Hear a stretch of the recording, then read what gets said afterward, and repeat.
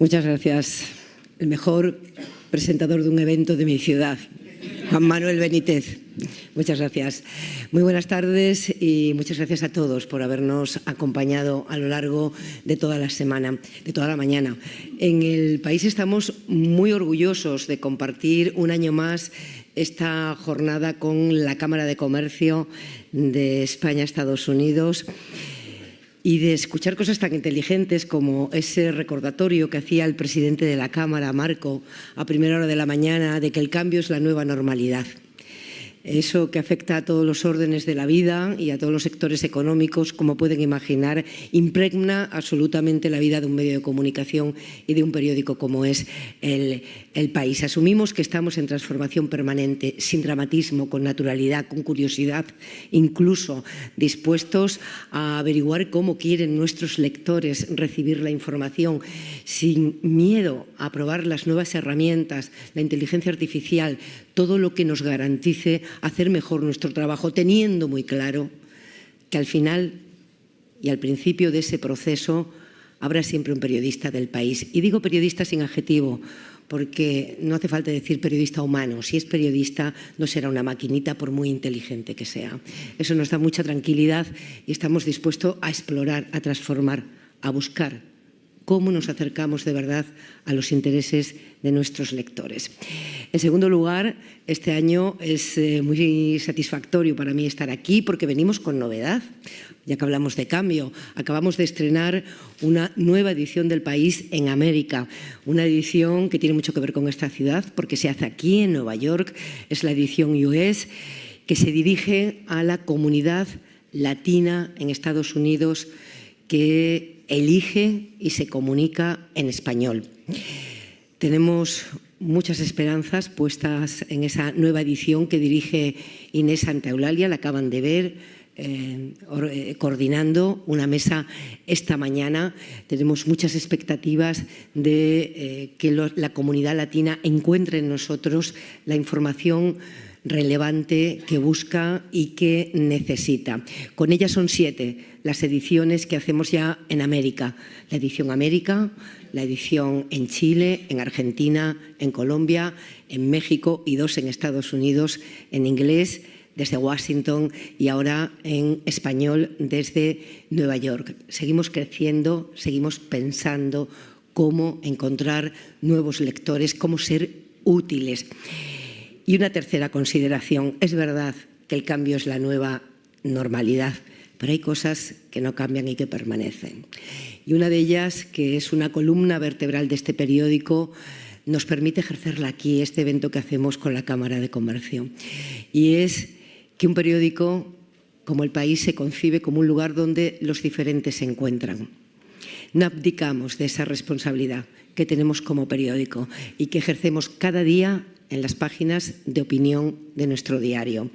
Creo que es el mejor antídoto contra la polarización y la microfragmentación de grupos de opinión o de intereses, ¿no?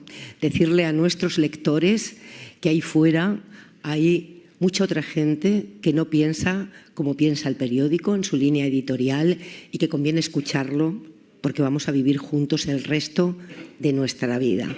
No abdicamos de eso y es lo que hemos visto aquí esta mañana a diferentes encontrándose y dialogando. Esta es la transformación en la que estamos en el periódico. Hay otras pendientes. Para terminar esta jornada tenemos al presidente del Gobierno de España, Pedro Sánchez, a quien agradecemos muchísimo que esté aquí con nosotros en este momento. Lo hemos visto estos días en imágenes con otros líderes del mundo. Quiero pensar que tratando de reformar los organismos multilaterales, lo apuntaba esta mañana el ministro de Asuntos Exteriores en la inauguración de esta jornada, los organismos multilaterales para que sean algo más que el eco de su voz en el mundo, ¿no? Para que los medios que recogemos abundantemente la preocupación de la ONU, la preocupación de los mandatarios, podamos decir en algún momento que además de la preocupación, los organismos multilaterales son capaces, con el concierto de todos, de parar, por ejemplo, el ciclo de la guerra en el que estamos, las masacres de civiles en Gaza, ahora en Líbano, o que se considere la inmigración un asunto de derechos humanos y luego todas las derivadas, todas importantes, relevantes, complejas. Por ejemplo, la que apuntaba Joseph O'Gurlian esta mañana en la inauguración, la derivada económica, mirar no con una mirada colonial, sino realmente generosa, interesada a los países de donde salen los emigrantes, a todo su potencial económico y todo su potencial de talento. Y organismos multilaterales, presidente, que le recuerden al mundo que en medio de todo esto que nos está pasando, que es enorme, hay mujeres en Afganistán a las que les han quitado la voz por decreto. Esas son otras transformaciones que todavía estamos esperando. El periodismo, cuando se ejerce, se mira al mundo desde la altura exacta de los ojos de las sociedades a las que se dirigen. Y eso es aplicable en cualquier rincón, en cualquier país. Con el conocimiento acumulado de un periódico que lleva muchos años desplegado en el mundo entero, mirando la realidad desde la altura exacta, no más arriba ni desde arriba, no desde los laterales, desde la altura exacta de las sociedades a las que se dirigen, podemos concluir que no hay transformación digital, no hay desarrollo sostenible que garantice la prosperidad y la seguridad si no se respetan los derechos humanos y no se trata de cerrar alguna de las múltiples grietas de desigualdad que desangran al mundo. Presidente, cuando quiera.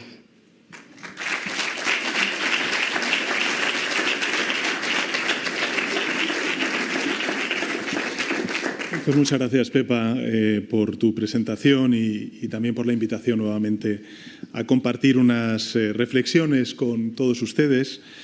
Y, en primer lugar, quisiera agradecer a la Cámara de Comercio de España, Estados Unidos y al diario El País, al Grupo Prisa, la excelente labor en la organización de este encuentro. Se trata, sin duda, de una cita ineludible en esta semana de alto nivel en la Asamblea General de Naciones Unidas, una cita, además, que creo que es oportuna para reflexionar sobre el momento crucial que vive el mundo y, por tanto, también vive Europa y nuestro país.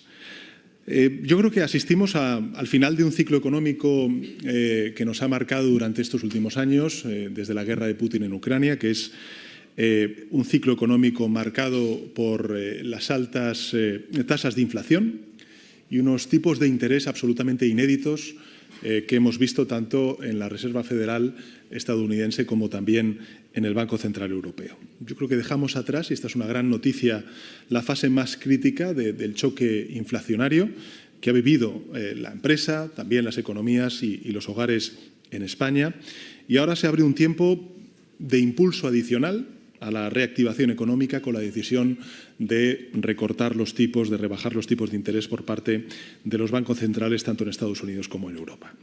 Y aún así, pues cualquier escenario de futuro, yo no he estado esta mañana haciendo referencia, como hacía la directora del País, a esa nueva normalidad que es el cambio, pero efectivamente yo creo que el escenario futuro va a estar marcado por esa nueva normalidad que es el cambio, que es la transición, ¿no? Que es en definitiva también algo de incertidumbre. Y yo creo que esta es una lección que no tenemos que olvidar, sobre todo si volvemos la vista atrás y pensamos en lo que ha supuesto el inicio de esta década, ¿no? España sufrió, como el conjunto del mundo, un tremendo shock, un tremendo impacto por la pandemia de la COVID-19, probablemente como ningún otro país de nuestro entorno, quizá como Italia, que también tiene un sector del turismo tan importante como el español. Y hoy, apenas 4 años después, nadie podía imaginarlo, pero lideramos el crecimiento económico, la creación de empleo entre las grandes economías europeas. Y los ingresos reales de las familias españolas, es decir, la redistribución de esos frutos del crecimiento, pues crecen muy por encima de lo que lo han hecho en Alemania, en Francia o en Italia. Con los datos estadísticos actualizados, sabemos hoy, después de las revisiones que hemos visto del Instituto Nacional de Estadística, sabemos hoy que España creció en el año 2023 un 2,7% en tasa interanual, es decir, 6 veces más que la media europea. Y hoy mismo, en el Consejo de Ministros, pues se ha aprobado la actualización de las previsiones de crecimiento económico que tenemos para este año, para el siguiente y el siguiente, arrojando unas cifras de previsión de un 2,7% en el año 2024, del 2,4% en el año 2025 y del 2,1% en el año 2026. Es decir, que la previsión que tenemos es de un fuerte crecimiento en términos relativos respecto al resto de la Unión Europea en la economía española.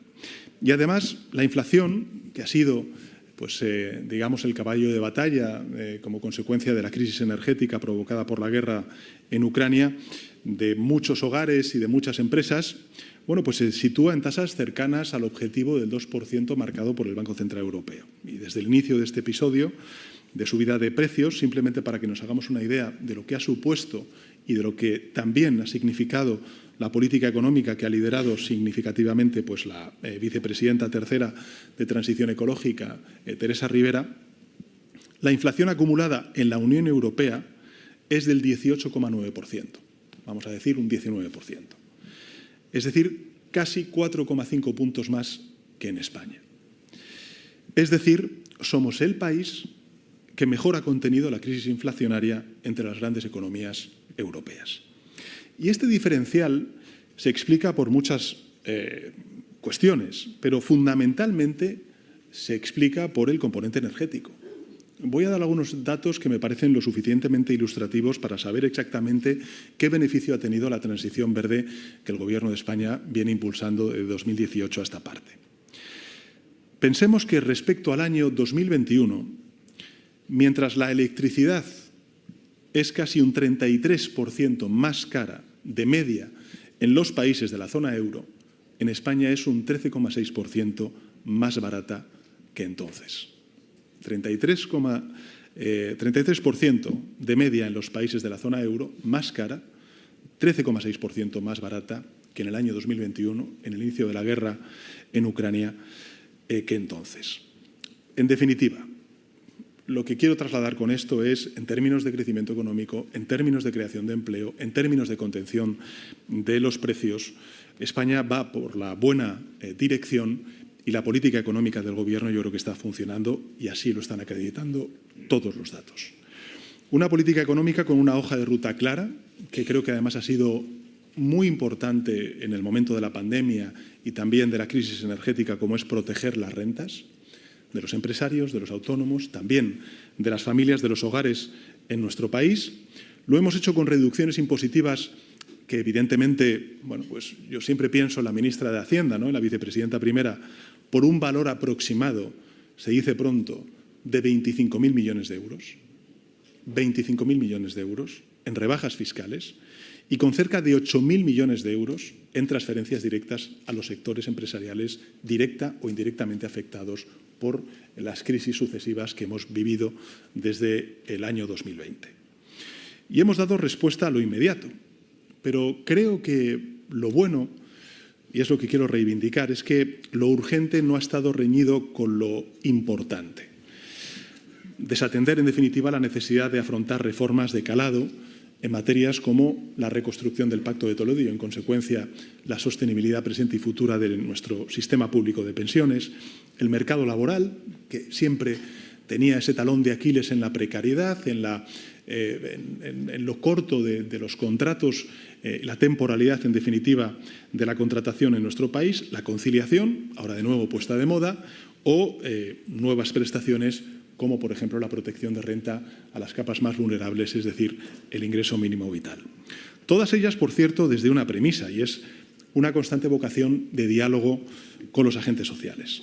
La semana pasada, sin ir más lejos, lo cubrió también los distintos medios de comunicación en nuestro país, alcanzamos la cifra de 21 grandes acuerdos en el marco del diálogo social desde que tengo el honor de ser presidente del Gobierno de España.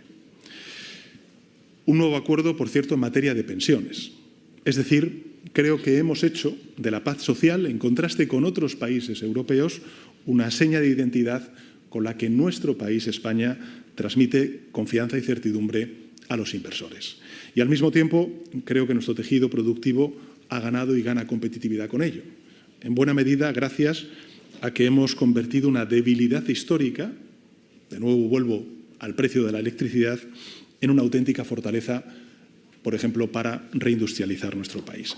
Y este factor creo que también contribuye a explicar que los hogares españoles están recuperando el poder adquisitivo dañado durante las distintas crisis que hemos sufrido. Lo hacemos más rápidamente que el conjunto de la zona euro. solo por detrás de Francia y entre las 5 mayores economías de los 27 Estados miembros que componen la Unión Europea. Y a estos hitos contribuyen 3 factores que me gustaría compartir con todos ustedes, de manera muy rápida. La primera, bueno, pues el primero, la solución ibérica. El timo ibérico que decían algunos, ¿no? Bueno, pues el timo ibérico, la solución ibérica ha implicado que los hogares, las empresas en nuestro país se ahorren durante la crisis energética más de 5.000 millones de euros y que nos ha permitido algo muy importante, y es blindar los precios de la electricidad de las subidas exorbitantes como consecuencia del precio del gas. Recuerdo que durante esos meses tan aciagos uno se acercaba a las pantallas de los televisores, de las noticias, a los medios de comunicación, a los periódicos, y nos convertimos prácticamente en expertos de la evolución del mercado de futuros del gas. Pero hoy hemos visto cómo la intervención en mercados que no funcionan, como hicimos primero en la solución ibérica, pero posteriormente la gran reforma del mercado de la electricidad a nivel europeo, impulsada de nuevo por la vicepresidenta tercera, Teresa Rivera, ha dado sus frutos también en beneficio de la clase media trabajadora de nuestros países. Por tanto, primero, solución ibérica. Segundo, los fondos de recuperación, transformación y resiliencia que nos permiten el despliegue masivo de energías renovables.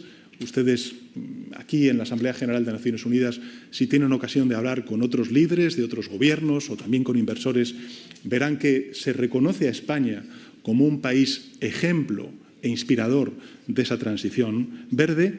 Y finalmente, un tercer elemento vinculado con el segundo es nuestra ambición, la ambición de España, de convertirnos en una gran potencia de producción de hidrógeno renovable. Yo creo que tenemos 2 grandes ventajas para alcanzar esta meta. La primera son los costes de producción, hasta un 20% más bajos que en el centro de Europa, y una infraestructura capaz de satisfacer tanto el consumo industrial doméstico como también la exportación. Por tanto, estos 3 factores yo creo que consolidan un escenario inédito en nuestra historia económica, que debemos reivindicar, no solamente desde el Gobierno de España, sino también por parte de la comunidad empresarial, el tejido productivo y los trabajadores y trabajadoras. Y es que por primera vez estamos superando un episodio inflacionario, ganando competitividad y no perdiéndola. Y yo creo que esto es muy relevante para el presente y el futuro económico de nuestro país. Citaré 3 ejemplos. En primer lugar, nuestro mercado laboral. En 2023, 1 de cada 3 nuevos empleos en la eurozona se crearon en España. Y gracias a esa evolución, hoy contamos con 21,2 millones de afiliados a la Seguridad Social. Y los datos que se han dado por parte del ministro de Economía, Carlos Cuerpo, hoy en el Consejo de Ministros, y las previsiones que tenemos hasta el año 2026 es que podemos llegar a los 22 millones. Recuerdo cuando los 20 millones se convertían en una suerte de techo de cristal imposible de alcanzar o de superar por parte del mercado laboral en nuestro país. Bueno, 21,2 millones de afiliados a la Seguridad Social. Un aumento del 35% en sectores de alto valor añadido desde la pandemia. Es decir, no solamente estamos creando más empleo, sino que también estamos creando empleo en sectores de alto valor añadido, de nueva economía, y por tanto eso sí demuestra algo, es que la economía española está avanzando en ese cambio de modelo de crecer, de modelo productivo. Y lo hacemos con una reducción sin precedentes, como he dicho antes, de la temporalidad, sacando de ella, en este periodo, nada más y nada menos, señoras y señores, que a 2,5 millones de trabajadores y trabajadoras. Segundo, la diversificación de nuestro sector exterior. Hemos logrado sostener un superávit liderado por los servicios no turísticos. Y yo creo que esto es muy importante también recordarlo, porque este componente, el de los servicios no turísticos, supone ya el 53% de los ingresos de la balanza de servicios y va a alcanzar este año un récord histórico de 100.000 millones de euros. Y finalmente, el desempeño español en el ámbito de la inversión nueva o el Greenfield. Somos el 4º destino mundial y el 2º europeo en número de proyectos, con más de 1.300 anuncios de cerca de 3.500 empresas, que representa el 5,4% del total global, tan solo por detrás de grandes economías como Estados Unidos, como China o como el Reino Unido. Ocupamos la 9ª posición mundial en volumen de inversión y la 7ª en creación de empleo. Y al mismo tiempo, y a diferencia de lo ocurrido en otros momentos donde efectivamente hubo crecimiento económico, estos datos están contribuyendo a fortalecer la cohesión social, porque la tasa de riesgo de la pobreza monetaria es la más baja desde el año 2009, es decir, justo en el momento de la crisis financiera, y el índice Gini, que mide la desigualdad, ha alcanzado un nuevo mínimo histórico. Y el buen desempeño económico también contribuye a reforzar la sostenibilidad fiscal. Cumplimos los objetivos de déficit con holgura, 3,5% en 2023. Vamos a estar con una previsión de alcanzar el 3% en el año 2024, es decir, para que nos hagamos una idea del esfuerzo que estamos haciendo, 7 puntos menos respecto al máximo de la pandemia. Y en paralelo hemos reducido la ratio de deuda pública en 15 puntos en solo 4 años. ¿Y cuál es la consecuencia de todo ello? Bueno, pues que España, por primera vez en 15 años, se dice pronto, lo repito de nuevo, por primera vez en 15 años, pues sale del procedimiento de déficit excesivo marcado por la Comisión Europea y por el Pacto de Estabilidad y Crecimiento. Y no presentamos desequilibrios macroeconómicos excesivos. En definitiva, lo que quiero trasladar es que España vive uno de sus mejores momentos de las últimas décadas. Y eso con una pandemia, con crisis energéticas, con guerras en el flanco oriental, en Ucrania o también en Oriente Medio, pues evidentemente dice mucho del país, de sus empresarios, de sus empresarias, de los trabajadores, de las trabajadoras, de sus representantes, patronal y sindicatos, y también de las instituciones públicas y del Gobierno de España. Y como esto cuesta muchas veces decirlo, porque el carácter español es así, creo que, dado que estamos fuera de España, y es cuando solemos hablar bien de España, tenemos que hacerlo porque exactamente es lo que parece. Es un éxito de país del cual todos tendríamos que estar pues, muy orgullosos. En todo caso, hay que ser muy conscientes, como antes decíais, respecto a la nueva normalidad, de que el contexto internacional es muy complejo y, desgraciadamente, pues, estamos viendo lo que estamos sufriendo en el Líbano ahora, pero también en Gaza, en Cisjordania y en otras partes del mundo, ¿no? Y ante esta evidencia, pues yo creo que tenemos que elegir, como país, si tener un perfil bajo, como ha pasado en el pasado, o luchar por ganar un protagonismo, un liderazgo, por cierto, femenino, en puestos de responsabilidad máxima en la Unión Europea, en la OTAN y en la relación con el sur global desde la Unión Europea. Y yo creo que esta es la última de las opciones, es la senda que ha tomado el Gobierno, con resultados muy constatables. Hace una semana, Teresa Rivera fue designada vicepresidenta ejecutiva para la transición verde y justa y la competencia de la Comisión Europea. Cualquier persona que lidie con la Comisión Europea es consciente de lo que representa la política de la competencia en manos de una comisaria o de un comisario. Bueno, pues eso lo va a tener una española. No solamente eso, también la transición verde y la transición justa.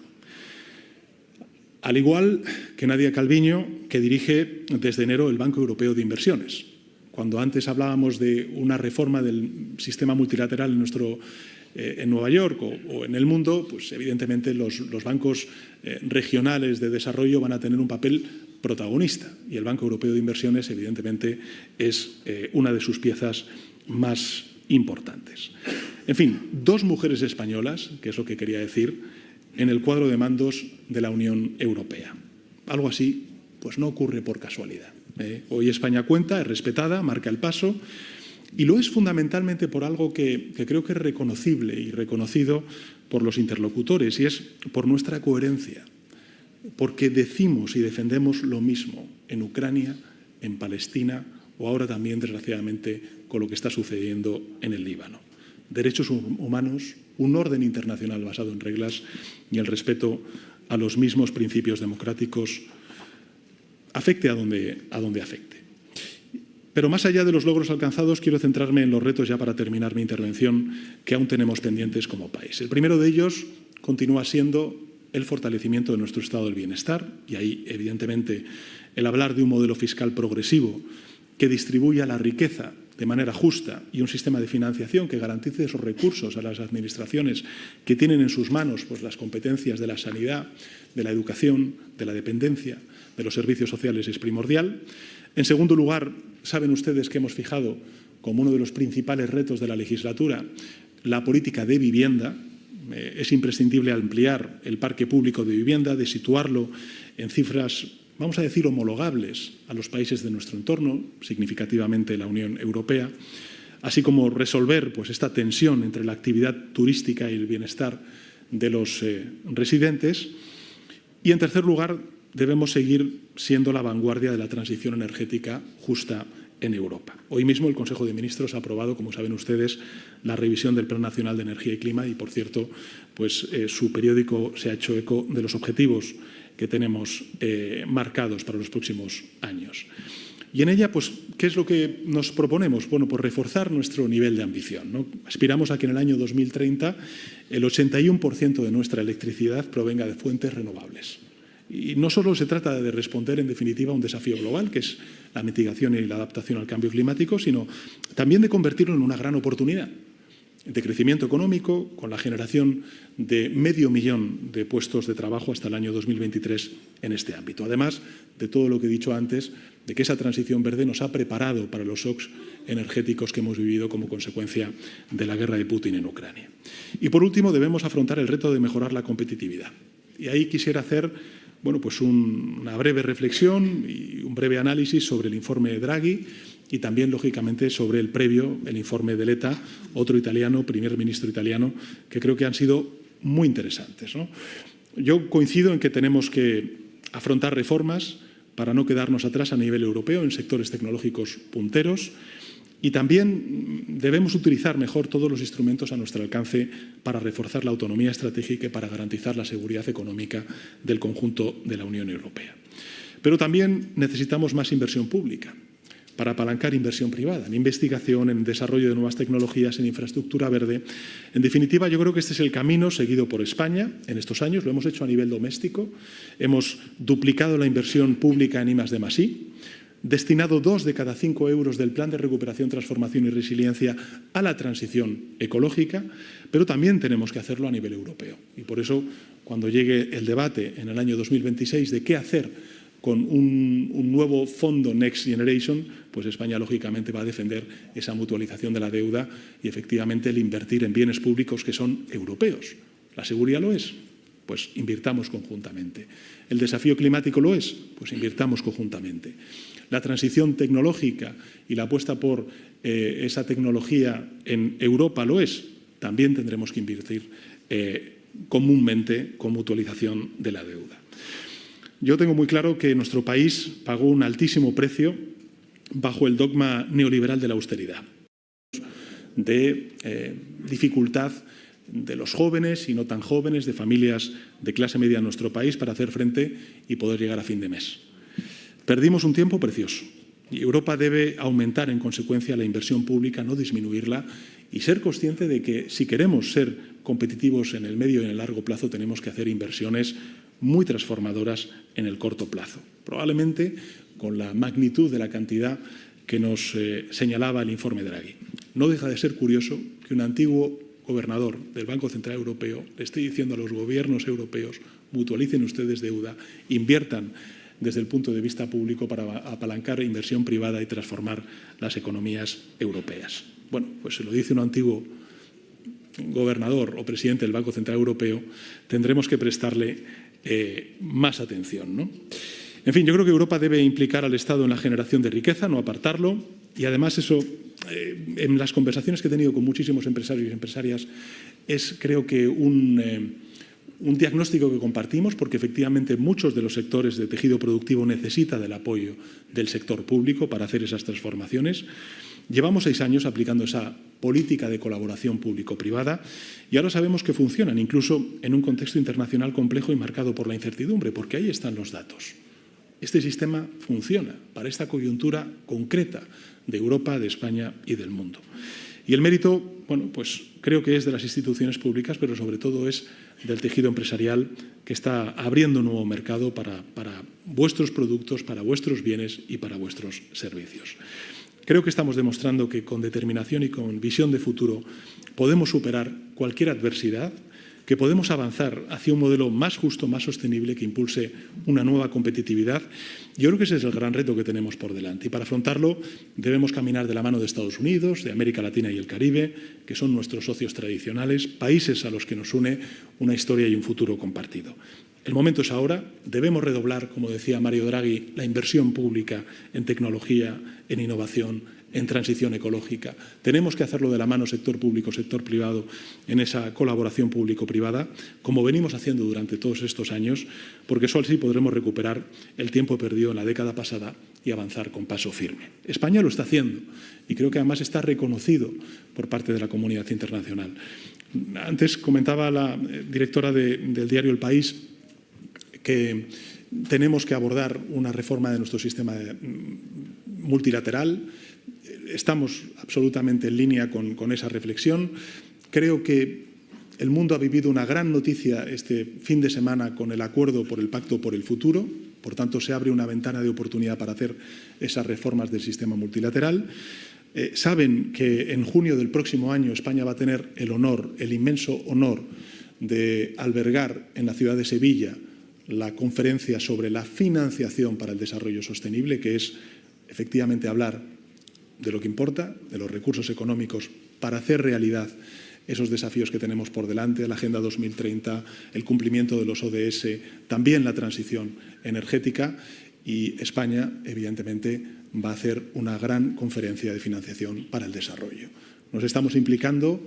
Estamos hablando con muchos de los países del G77 precisamente para que no haya un debate entre el norte y el sur, sino que todos nos unamos en torno a la necesidad de reformar nuestro sistema de financiación internacional, y creo que España puede ser, de nuevo, si no un país protagonista, sí un país que colidere, junto con otros muchos, esa gran reforma que necesita el mundo y que necesitan países de la solidaridad de los países más desarrollados, como es el caso de España. Nosotros lo vamos a hacer, por nosotros no va a quedar, y espero y deseo que efectivamente los medios de comunicación y, por supuesto, el diario El País pues sean también testigos de esos avances que protagonice España, en este caso en la ciudad de Sevilla, el próximo mes de junio del año 2025. Nada más y muchas gracias.